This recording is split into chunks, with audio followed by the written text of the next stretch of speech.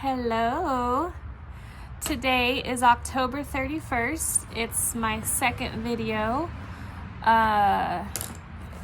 So it's been 30 days, so it was time to do another one, and it just so happened to land on Halloween. Yeah.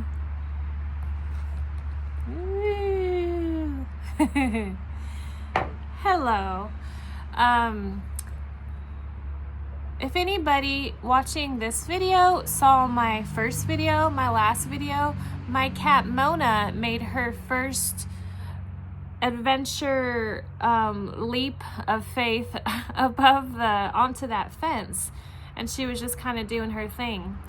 Well, after the video ended, I couldn't find her, and it had, I think about an hour had gone by, and then I started to worry, and I wanted to find her, and I wanted to know where my baby cat was at.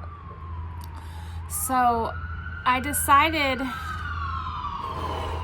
hike up this. I hadn't done it before. There's like a mountain, little rocky hill area up there. There's actually a highway on the other side. And I found out when I was walking or hiking up there that there's a fence that's like got barbed wire. So there's really no way that, an animal could, get to the other side. So that made me feel a lot better. I also found a shovel up, like somewhere up there. And that was random. I think maybe they were using it to finish the fence because it was kind of unfinished at one point. Maybe that's what they were using it for. I don't know, but I wanted to go up there to look to see if I could get a better view because there's a row of houses that go that way and that fence line goes all the way through there. Anyways, I went up there. I couldn't find her. I started to get worried, all of the things. And I went back inside and I told my husband, well, Mona's gone. She's gone. I don't know where she is. And about 30 minutes later, she came back. And I was like, oh, you're back. I'm never going to let you go. That was the wrong decision. I shouldn't have given you that much freedom. You're gonna, something could have happened, blah, blah, blah, blah, blah. But she came back. And, since then, she goes out almost, I decided to let her go. And she goes out almost every other day. And she goes on the fence. I don't really know where she goes. She just kind of, does her own thing for a little bit. Usually within an hour, she comes back. And, and I'm glad that I'm allowing her to have that, personal freedom that, I feel like, she deserves. And, this is her life too. And I've always, I'd hate to just, shelter her and prevent her from experiencing being outside at all. So I'm glad that, I'm allowing her to. And hopefully, nothing does happen. Hopefully, she comes back as she has for the past month. But, I'm glad that she's able to, as our generations like to say these days, living her best life. But she does come back, and she's a mama's cat. She follows me around everywhere when I'm in the house, and I mean everywhere. When I go to the bathroom, she follows me in there. One of our bathrooms has a litter box in it, and when I'm doing my thing, she decides that that's a good time to do her thing too. So she'll be, so she's a mama's cat. We have an automatic cat feeder, so she knows what time she's gonna get fed, so she always makes sure she comes back home and meows at the door, when it's her feeding. So Mona's okay, and I am okay, and we are all okay. Okay, so this month, it's been a good month. I finally finished this book I got at the bookstore probably about 6 months ago. Anyways, The Alchemist by Paulo. I really want to pronounce it correctly. I'm sorry that I'm not able to. Paulo Coelho.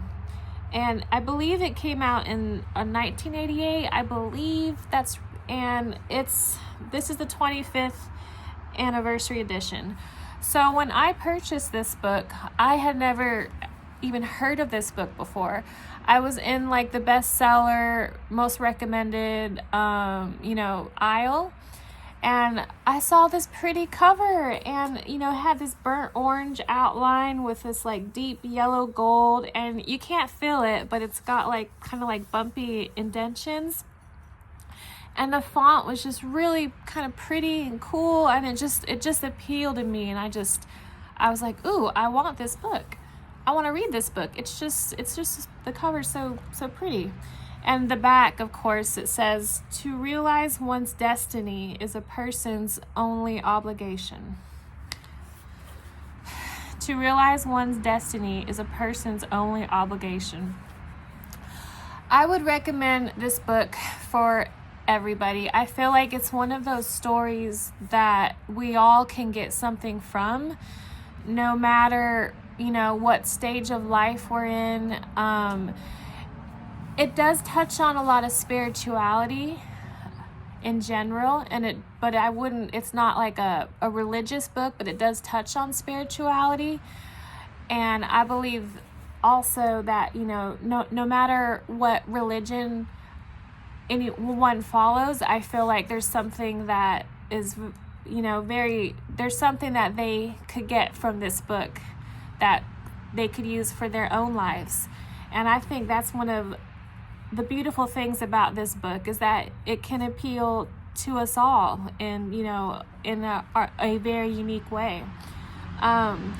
Besides us, spirituality, it talks on kind of my favorite thing was self-actualization. Self-actualization is just pretty much realizing. If I could describe self-actualization in my own words,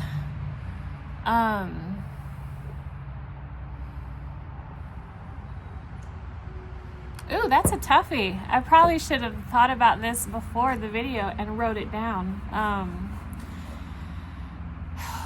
It's like I know what it means, but I'm having a challenge formalizing the words and getting them, out. But I'll explain kind of how it touched me and how I feel about it.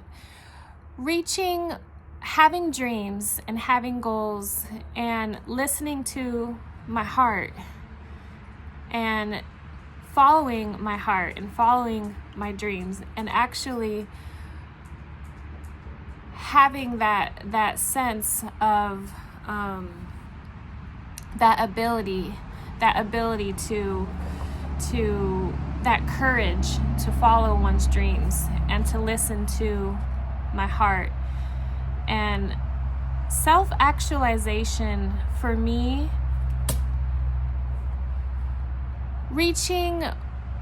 being able to, oh my goodness, I'm so sorry. Let me think about that more and I'll come back to that. What I got most from this book for me was knowing the importance of following our dreams and listening to our hearts. And I think for me as a parent, I tell my kids, that it's a good thing to have dreams and goals and follow, your passions. But one thing I noticed that I have done is that I'll say, yes, you should go for that, but I'll kind of throw like a wet cloth on it and kind of dampen it a bit with, but don't be disappointed because, or that's a really hard thing to achieve because, or there's just not a very high chance of that happening, so I just don't want you to be disappointed. Well, I feel like that doesn't have I feel like I shouldn't do that. And I feel like that doesn't have anything to do with my, oh look, there's Mona. She's doing her thing. Enjoying her life. It doesn't have anything to do with my kids or their dreams or their goals. It has to do with me. As a parent, it is hard to watch our kids be disappointed. It is hard for me to see them hurting or see them upset or see them be disappointed. So I kind of put a damp cloth on, sometimes their dreams, no matter how big or matter how small, because I don't want them to feel disappointed. But it's not even about them. I feel it's about me. It's hard for me to see them disappointed. So in actuality, maybe I'm not protecting them from disappointment. I'm protecting myself from having to deal with my feelings when I see them disappointed. So one thing about this book that I was really inspired, and I started to feel it for myself, and I want to be able to pass that on to my kiddos, is that have dreams and have passions and listen to them. Listen to our hearts and what our heart truly deeply wants. And we've heard the word manifestation. Manifest that. Think about it in our minds. Think about it in our hearts. Do the things that we can do to help us reach those goals and go towards those dreams that we have. And I want to be that more for my kiddos because they deserve it. And I want to rein back on feeling like I have to throw a wet cloth of, for me, because, and this book has helped me realize that, what's the worst that's going to happen if we go for our dreams and our goals? They won't happen. And I'm just going to speak for me, instead of feeling disappointed, I'm going to feel peace in my heart, knowing that, what, this didn't work out or this didn't happen for me, but knowing that I tried. I did everything I could. I attempted it, and I gave it my all, and I went for it. Sorry, my dog was getting a little bit feisty with the kitty, so I had to throw a wet cloth on it to stop it. I had to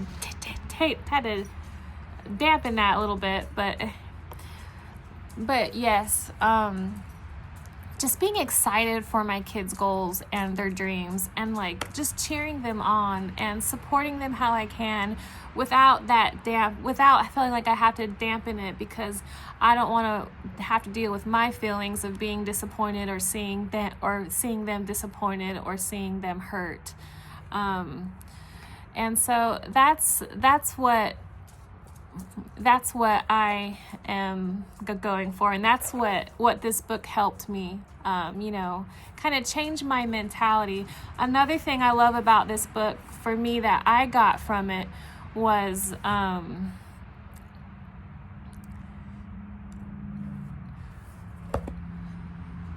how we get to where we end up in life, who we end up, the people we end up with, people that are in our lives, where we end up may not always what we had planned or how we expected it to go.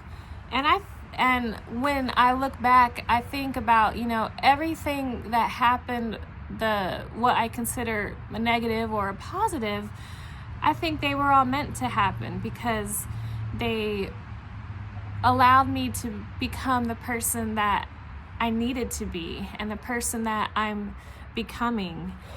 And there are a lot of things that happen. There's things that happen to the character in this book that at the time's like, oh, that was a really awful thing that happened. But as he goes through his journey and you know, looking back, I don't think the character would change anything, because it all led him to his ultimate destiny. And, you know, he became the person that he became because of all that he experienced and went through and encountered in life. And I've had those thoughts, and this book kind of reinforced that too. And there's just really so much to get from this book. I would recommend it for everybody. It's not a very big book. It's not a thick book. My husband's gonna read it next, so I'm gonna pass it on to him. So he's heard me talk about it a lot, so he'll get to experience it for himself.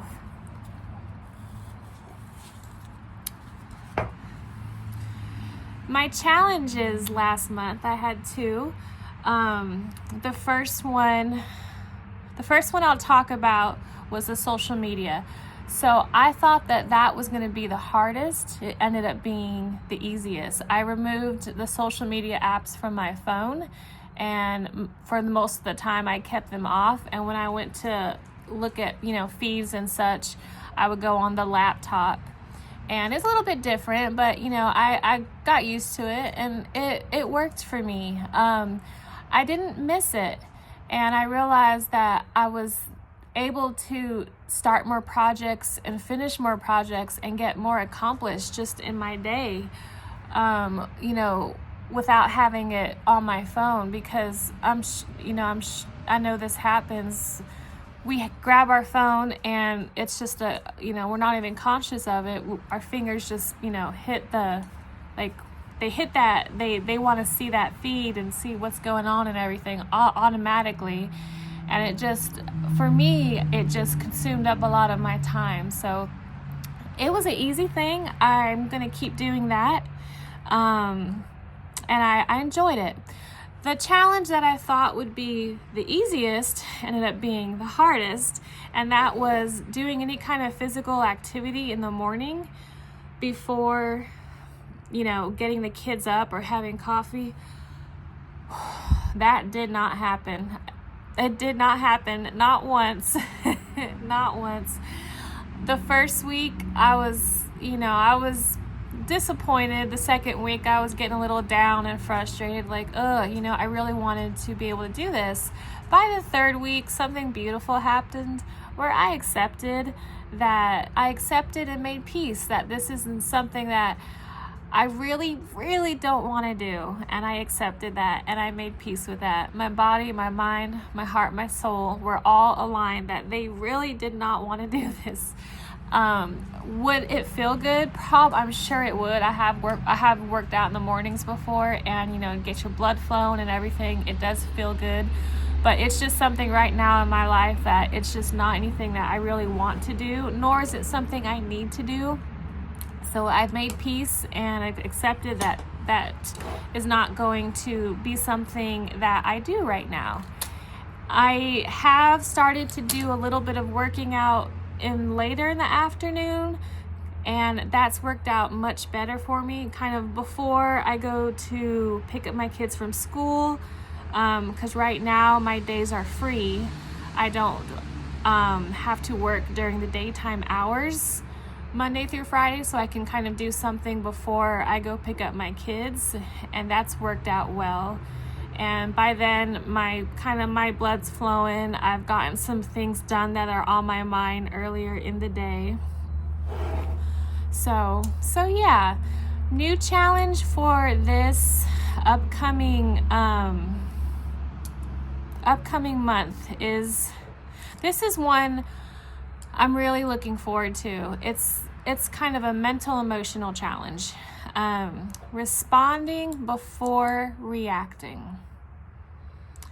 For me, this is something that I really need to work on, and I really want to, not just for, my kids, my husband, myself, but for myself, to reduce my stress and just kind of be able to go through the flows of life a little bit more easier.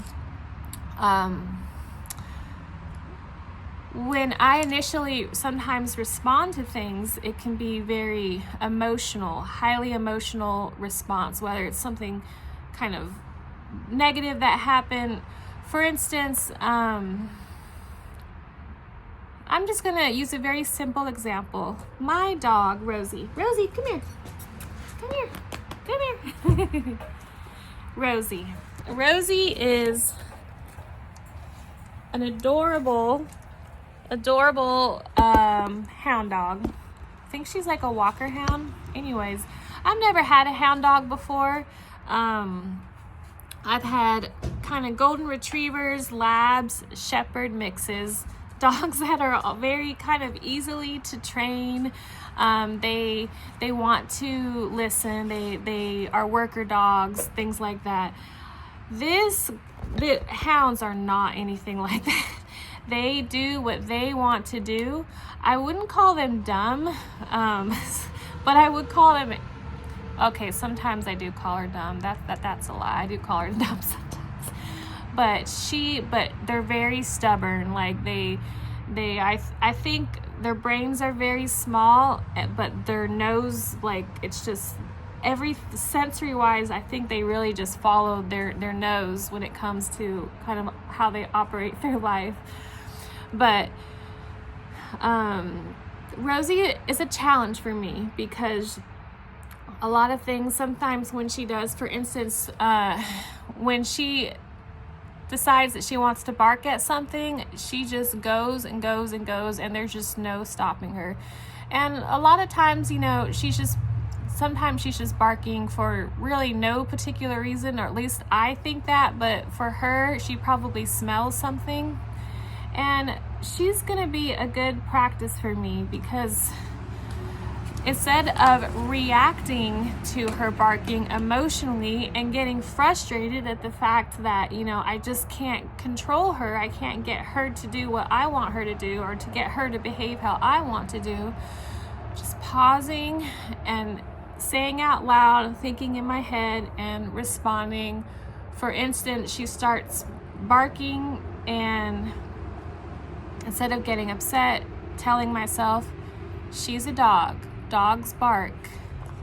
There's a reason why she's barking. You may not know it yourself, but there is a reason.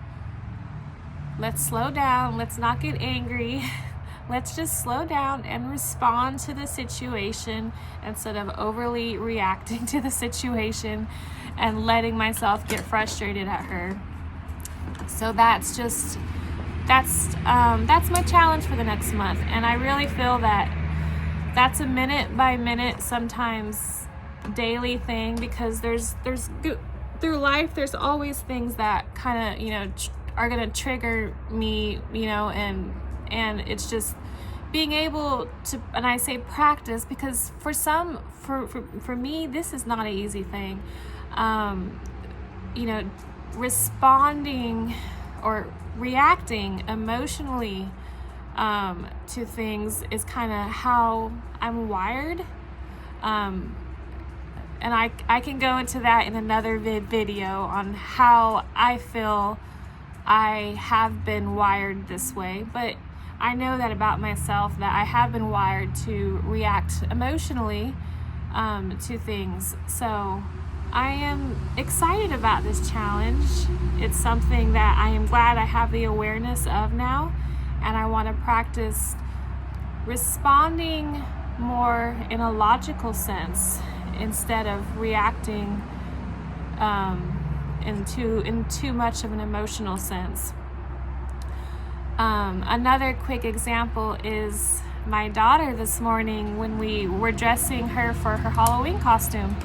I had decided that she needed to wear a long sleeve black thing underneath her costume because it was cold and I wanted to make sure she was warm. She was not happy about that, and she felt that it ruined the look of her costume.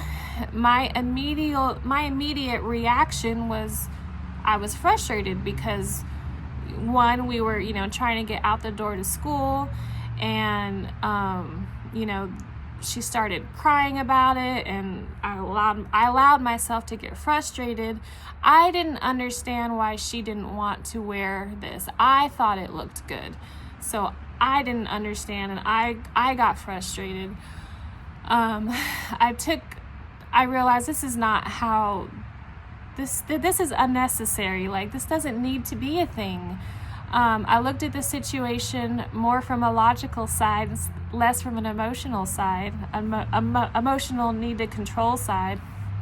And I said, you know what? She doesn't have to wear that long sleeve shirt. And she said, I can wear a jacket. And I realized, yes, you can wear a jacket. And so I let her change, and she changed into a jacket. She wore what she felt comfortable in. She was warm, she was safe, she was protected. I had to tell myself that it was okay.